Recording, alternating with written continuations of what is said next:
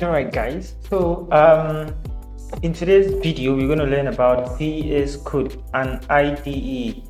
An IDE is basically a development environment that helps you write your code, which is going to be interpreted to your computer to understand what you're trying to do. So normally your computer understands ones and zeros, right? Switch on, switch off, that's what your computer understands. So it uses this one and zeros to make highly computations from your graphics to the video you watch, the images that you snap.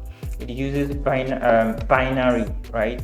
1 and 0. So if you have a computer background, you will understand these things, but if you do not, all you need to do is you just need to focus rather on writing the code, because over here on the Vscode, let me show you a code how it looks like.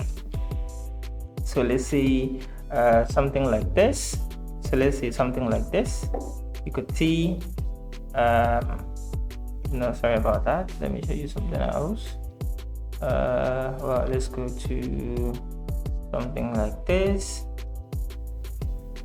All right, so it's basically, if you come over here, you could see things like, now these are basically code that your IDE, this Vscode, is going to help interpret to your computer. Now if you look at this closely, these are things that you can read. We have something like view, we have something like star, and please don't be intimidated by the syntax of this. I mean, staying on this few days, it will sync super easy.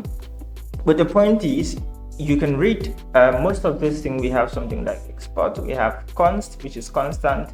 This guy here, we have something like input, we have something like width 80%, how it should behave, the size. We have something like false, true. Now the computer is going to this Vscode is going to interpret this, like run it and then check if there is an error, and then convert it to your computer to understand and then interpret the code.